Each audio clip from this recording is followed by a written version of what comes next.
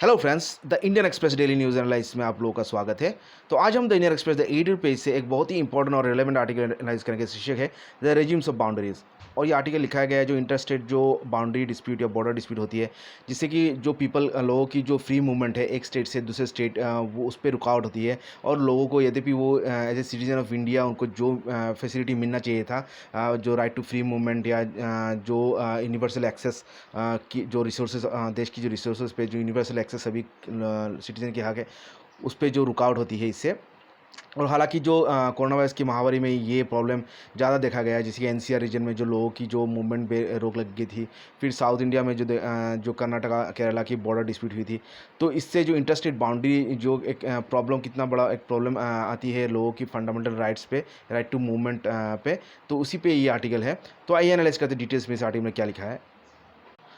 देखिए दोस्तों, पहले पैराग्राफ में राइटर एक इम्पोर्टेंट एक तथ्य कहते हैं कि जो बॉर्डर जितना मतलब इतना इल डिफाइंड या फार्मली जो बॉर्डर की लकीरें खींचा गया था, ये कभी इतना प्रकट नहीं हुआ था, जो कि पिछले 3 महीने में हुआ था, जो कि कोरोना वायरस के बाद जो लॉकडाउन के पीरियड में देखा गया है कि भारत के जो इंटरस्टेट बाउंड्री डिस्प्यूट है वो कितना इल डिफाइंड है और कितना मतलब विवादस्त, मतलब विवाद वाला एक स्थिति है। देखिए, यहाँ पे राइटर एक इम्पोर्टेंट एक मतलब उदाहरण देते हैं कि जो एक वायरस जो कि चाइना पे ओरिजिनेट हुआ था, वो मतलब आपका बॉर्डर के जो सीमा को लांघ के आपका बिना कोई पासपोर्ट और वीज़ा के मतलब पूरा विश्व में आपका ये फैल गया और एक महामारी वर्ल्ड वाइड पैंडेमिक बन गया। मतलब इसके लिए वायरस के लिए कोई बाउंड्री मतलब उसके मद्देनज़र उसका आड़े नहीं आया। फिर जैसे कि साइक्लोन हुआ था जो आपका उड़ीसा और बंगाल की तटीय इलाकों में जो हिट किया था इस साल में। तो इसका जो आपका जो इंडिया और बांग्लादेश आपका जो बॉर्डर से सेपरेटेड है, यद्यपि ये जो साइक्लोन है ये बॉर्डर को नहीं माना और दोनों देशों को इक्वली इसने अफेक्ट किया था। और आपका जो लोकस्ट है, जो लोकस जो बीच में जो लोकस अटैक हुई थी, वो भी आपका जो आपका मल्टीपल क्लाइमेट या मल्टीपल रीजन, जैसे कि Indian Ocean region, middle east और अफ्रीकन नेशन रीजन में जो ओरिजिनेट हुई थी, वो आपका इंडियन ओशन से ट्रेवल होके आपका इंडिया और पाकिस्तान में आपका आ गया था। और इसने भी आपका जो इंडिया पाकिस्तान की जो बाउंड्री या जो पार्टीशन हुआ था उसको भी नहीं माना और बिना बाउंड्री के रोक टोक के इसने नेशंस या देश को अतिक्रम करके सभी देशों में ये आ गई थी। लेकिन और यहाँ पर राइटर कहते हैं यद्यपि आपका नेचुरल जो भी फिनोमेना है या जो इंसिडेंस है उसके लिए तो बाउंड्री एक मायने नहीं रखता। जैसे कि आपका वायरस हो गया, लोकस्ट हो गया या साइक्लोन हो गया, उसके लिए तो बाउंड्री मैटर नहीं करता। लेकिन ये मनुष्य के लिए आपका बाउंड्री जो है वो दिन ब दिन मतलब और भी कड़ा हो रहा है। उसमें और भी जो लोगों की जो मूवमेंट है उस पर नेशन, विश्व के देश और भी रेगुलेशन ला रही है। और मूवमेंट ऑफ पीपल एंड जो गुड्स है अक्रॉस नेशंस और बाउंड्रीज, वो दिन ब दिन और भी मुश्किल होते जा रहा है। और ये जो स्थिति है इसकी ये भारत में और भी दुखद स्थिति है। और भारत में ये ज़्यादा दिखाई देता है कि जो लोगों की मूवमेंट में जो रुकावट है, वो भारत में इसकी स्थिति और भी गंभीर है। और ये देखा गया था जो हालांकि जो लॉकडाउन के समय आपका जो मूवमेंट ऑफ पीपल, यद्यपि एक स्टेट से दूसरे स्टेट में जाने के लिए उनको कितना प्रॉब्लम हो रहा था, यद्यपि वो एक ही देश के नागरिक हैं। और यद्यपि जो टेक्नोलॉजी है उसने तो लोगों की जो मूवमेंट है अक्रॉस सिटी, स्टेट और नेशनल बाउंड्रीज बहुत ही आसान कर दिया है। लेकिन जो लोगों की जो नेशंस की जो मनुष्य की जो अपनी ओर से जो रेगुलेशन है उसके वजह से आपका ये मूवमेंट आपका बहुत ही मुश्किल हो गया है। और मनुष्य ने आपका जो फिज़िकली आपका जो मार्क्ड फेंस बाउंड्रीज जो आपका फेंसिंग कर दिए हैं बॉर्डर्स में, या जो मनुष्य की बनाई हुई जो बॉर्डर्स है। और उसके साथ साथ जो डॉक्यूमेंटेशन है, जब पासपोर्ट या वीज़ा वगैरह, या जो सर्वेलेंस जो लगाई है एक देश ने दूसरे देश पे लोगों की मूवमेंट के हेतु या दूसरे देश की गुड्स की मूवमेंट के हेतु। तो इससे जो बॉर्डर क्रॉसिंग है वो आज और भी मुश्किल स्थिति में है। यद्यपि टेक्नोलॉजी इसको लोगों की मूवमेंट को आसान बनाती है, लेकिन लोगों की अपनी ही बनाई गई बॉर्डर्स या बाउंड्रीज या रूल्स एंड रेगुलेशंस ये मूवमेंट को बहुत ही मुश्किल बना देती है। तो ये एक बहुत ही एक दुखद परिस्थिति है विश्व भर की लोगों के लिए और ख़ास तौर में हमारे भारत की लोगों के लिए। और इन 3 महीने में जो लॉकडाउन के पीरियड में आपका जो रेजिम बाउंड्री की जो एरिया है, रेजिम्स है, वो और भी बढ़ गई है और भी विजिबल हो गई थी। और आपका जो सिटी, टाउनशिप या लोकेलिटी या जो हाउसिंग सोसाइटी है, उसकी जो डोमेन है, उसकी जो परिधि है और भी आपका सिकुड़ गई थी। और जो नए-नए जो रूल प्रोमलगेट हुआ था, ये जो रूल्स लागू किए थे इन सोसाइटीज़ ने या सिटीज़ या टाउनशिप्स ने, उससे जो लोगों की जो मूवमेंट है ये और भी स्ट्रिक्ट हो गया था, रेस्ट्रिक्टिव हो गया था। तो ये जो ये सोसाइटी, हाउसिंग सोसाइटीज़ हो गया या सिटी ये हो गया या टाउनशिप हो गया, उन्होंने क्या किया था, जो लोगों की मूवमेंट है उस पे आपका रोक लगाने की चेष्टा की थी। क्योंकि ये सस्पेक्ट करके, मतलब कोई भी अगर मतलब हो सकता है ये सस्पेक्ट है कि वो वायरस का कैरियर है। और जो एपिडेमिक डिजीज़ एक्ट के जो इमरजेंसी रूल्स है उसको लागू करके लोगों की जो मूवमेंट है उस पे रोक लगा दी थी।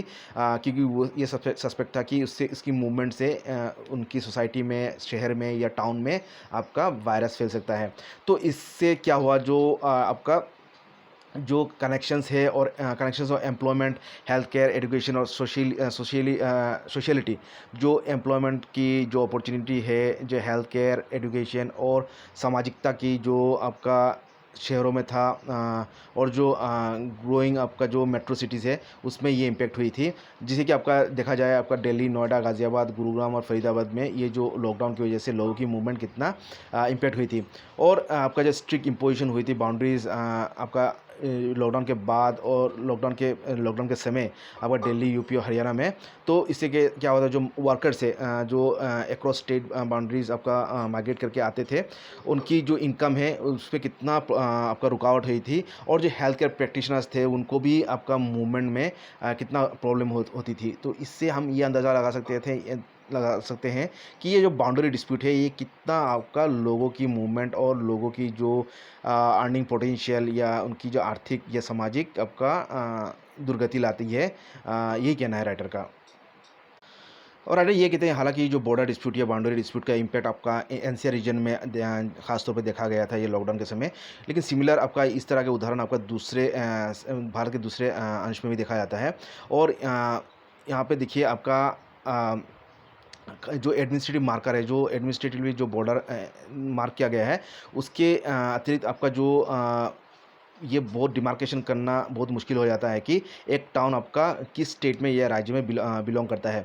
तो यहाँ पे राइटर ये कहते हैं कि जो बॉर्डर है ये कितना बेमायने है, जो इंटरस्टेट बॉर्डर है।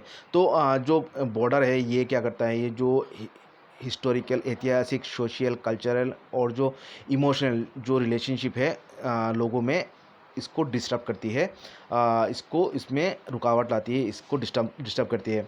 और यद्यपि देखिए एक स्टेट का लोग और दूसरे स्टेट के लोगों में भारत में कोई डिफरेंस नहीं है। देखिए बिहार और यूपी में पकड़ा गया तो अगर देखिए, या बिहार, यूपी और नोएडा या दिल्ली में यूपी और दिल्ली या आपका देखिए हरियाणा हो गया, तो डिफरेंस भी, हालांकि लोगों में तो कोई डिफरेंस नहीं है, एक ही देश के लोग हैं, एक ही देश के निवासी है, लेकिन ये बॉर्डर की वजह से आपका ये मतलब कितना डिफरेंसेस आ जाता है, लोगों में कितना प्रॉब्लम हो जाता है। और अभी देखिए, अगर लोगों में अगर डॉक्यूमेंट ना हो कि वो इस राज्य की या इस स्टेट से बिलोंग करते हैं, तो उनमें डिफरेंस करना बहुत मुश्किल हो जाता है। लेकिन बॉर्डर की वजह से उनमें डिफरेंसेस आ जाता है।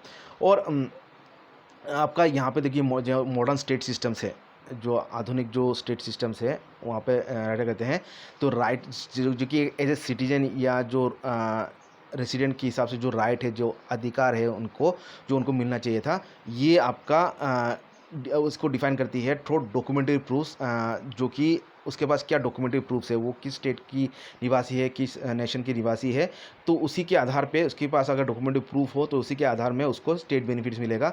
अगर उसके पास अगर डॉक्यूमेंट की प्रूफ ना हो तो उसे कोई बेनिफिट नहीं मिलेगा। तो ये कितना बड़ा एक मतलब आपका प्रॉब्लम है, ये कहना है राइटर का। तो इस तरह से अगर जो डॉक्यूमेंट्री प्रूफ्स के आधार पे जो लोगों को जो बेनिफिट दिया जाता है, स्टेट बेनिफिट दिया जाता है, इससे क्या होता है, जो आपका सेपरेट कैटेगरी ऑफ रेसिडेंस बन जाता है। मतलब जो रेसिडेंट है उनमें आपका कैटेगराइजेशन हो जाता है, उनमें डिफरेंसेस आ जाता है। और आपका देखिए यहाँ पे एक उदाहरण स्वरूप राइटर ने कहा है, एक रेसिडेंट ऑफ दिल्ली की अगर रेसिडेंट को अगर हम लोग उदाहरण स्वरूप लिए, अगर उसके पास जितना भी आपका डॉक्यूमेंट्री प्रूफ हो, जो कि उसके अगर दिल्ली की एक डोमिसाइल के रूप में अगर उसका प्रूफ हो कि वो दिल्ली का ही निवासी है, उस दिल्ली का ही रहने वाला हो, और जो दिल्ली की जो स्टेट कोटा में जो दिल्ली की यूनिवर्सिटीज़ या स्कूल्स कॉलेजेस में जो भर्ती के लिए जो अप्लाई करेगा, जिसमें आपका 85% जो रिजर्वेशन है, लेकिन यद्यपि उसका क्वालिफाइंग एग्ज़ाम अगर वो यूपी से या हरियाणा से अगर पास किया हो, यद्यपि वो दिल्ली से बिलोंग करता है, दिल्ली की डोमिसाइल है, दिल्ली की निवासी है, फिर भी वो अप्लाई नहीं कर पाता है, क्योंकि वो उसका क्वालिफाइंग एग्जामिनेशन वो उसने यूपी और हरियाणा से पास किया है। तो इसमें कितना विभेद आता है, जो ये डोमिसाइल जो एक सिचुएशन या डॉक्यूमेंटेशन, मतलब एक ही देश के नागरिकों में कितना डिफरेंसेस लाता है, ये कहना है राइटर का। और यहाँ पे राइटर ये कहते हैं कि जो पोस्ट कॉलोनियल एरा है, जो अंग्रेज़ों के बाद की जो एरा है, उसमें भारत की जो इंटरनल बाउंड्रीज़ है वो कई बार रीडिफाइन हुई है। तो जो जो इसमें पहले आई थी आपका जो लिंग्विस्टिकली जो भाषा के आधार पे जो स्टेट को रीऑर्गेनाइज़ किया गया था, और जो वो ये आया था आपका स्टेट रीऑर्गेनाइजेशन एक्ट 1956 के बाद, जो आपका अ, आंध्र प्रदेश को जब भाषा के आधार पे आपका स्टेट बनाया गया था। फिर इसके बाद आपका जो महाराष्ट्र गुजरात के बीच डिफरेंसेस आया, बाउंड्री सेटल किया गया। फिर पंजाब और हरियाणा को सेपरेट किया गया, पंजाब हरियाणा हिमाचल को, आपका ये 1960s में हुआ था। फिर नॉर्थ ईस्टर्न स्टेट्स को रीऑर्गेनाइज़ किया गया था 1971 में। फिर उत्तराखंड, झारखंड, छत्तीसगढ़ और दिल्ली को 1990 में, और जम्मू एंड कश्मीर और लद्दाख को 2019 को। मतलब आपका भारत की जो स्टेट्स है या राज्य है वो अ, समय में उनको रीऑर्गेनाइज़ किया गया था, भाषा के आधार पे या कोई भी दूसरे आपके लिंग्विस्टिक या रेशियल आइडेंटिटी पे या आपका ट्राइबल आइडेंटिटी पे, किसी पे भी आपका आधार पे आपका भारत के स्टेट को रीऑर्गेनाइज़ किया जा रहा है, ये किया गया था आपका आफ्टर इंडिपेंडेंस। और यहाँ पे राइटर कहते हैं यद्यपि जो स्टेट बाउंड्रीज है ये पहले तो एक पर्टिकुलर आइडेंटिटी या गोल को लेके आपका खींचा जाता है। जैसे कि पहले जो हरित प्रदेश था, उसमें आपका जो सोशियो कल्चरल कंटिन्यूटी था, जैसे कि आपका पंजाब और हरियाणा उसको समेटा हुआ था, लेकिन अभी इसमें आपका उत्तर प्रदेश भी शामिल है। तो इसका मतलब ये जो है, जो स्टेट बाउंड्री है, ये पत्थर पे खींची हुई लकीर नहीं है, बल्कि ये अभी मतलब इसको आपका कई बार मतलब बदला जाता है या बदला जा सकता है। मतलब ये स्टेट बाउंड्री आपका ये बदलने वाला एक परिस्थिति है, और ये हमेशा बदलता रहता है। मतलब ये कोई एक डिफाइंड नहीं है और ये परमानेंट चीज़ नहीं है। और अंत में राइटर ये कहते हैं इंडिया में यद्यपि जो सेंट्रल और स्टेट पावर है, वो उसके रिस्पॉन्सिबिलिटी को आपका क्लियरली डिफाइन किया गया है आपका जो यूनियन लिस्ट, स्टेट लिस्ट और कॉन्करेंट लिस्ट में। तो तो यद्यपि जो स्टेट की या सेंटर की जो कार्य प्रणाली है, कार्य क्षेत्र है, उसको इन तीनों लिस्ट में आपका डिफाइन किया गया है क्लियरली, लेकिन ये जो एड्रेस नहीं करती, जो इशू फेस करती है, जो बॉर्डरिंग स्टेट्स है, उनकी जो रिसोर्स शेयरिंग है, जो हमें डेली बेसिस जो वो रिसोर्स जो शेयर करते हैं आपस में, एक जो इंटरस्टेट जो रिसोर्स शेयर करते हैं, उसकी प्रॉब्लम ये सॉल्व नहीं करती हैं। जो कि प्रॉब्लम आपका मेनली देखा जाता है जो एनसीआर रीजन में। तो यहाँ पे एक मल्टी डायमेंशनल एक पर्सपेक्टिव वो कहते हैं वो अपनाना होगा, जिससे कि ये प्रॉब्लम सॉल्व हो। तो ये जो पर्सपेक्टिव है, मल्टी पर्सपेक्टिव है, ये हेल्प करेगा लोकेट करने में, आइडेंटिफाई करने के में जो राइट्स ऑफ रेसिडेंट सिटीजन्स जो है बॉर्डर एरिया में, और ये जो मतलब बिना कोई बॉर्डर के रोक टोक के उनकी जो राइट्स और जो प्रिविलेजेस है उसकी सुरक्षा करेगा।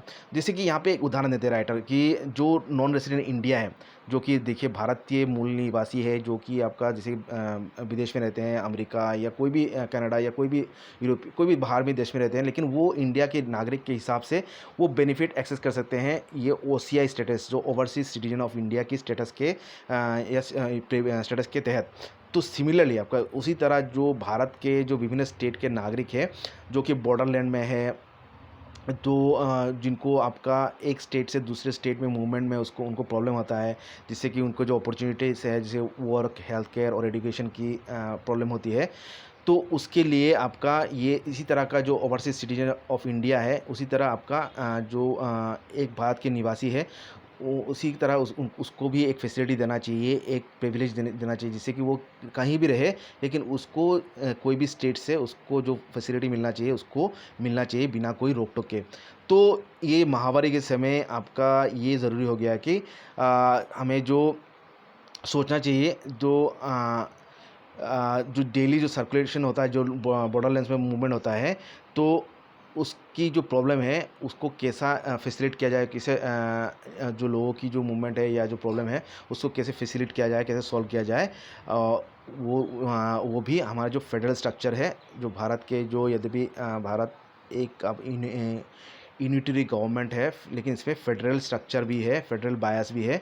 तो ये फेडरलिज्म को बनाए रखते हुए हम कैसे लोगों की, हर स्टेट के निवासी की जो राइट्स है उसको हम बनाए रख सकते हैं, जिससे कि उनको जो फैसिलिटी मिलना चाहिए था as a citizen of India वो मिलते रहे और उसमें प्रॉब्लम ना हो।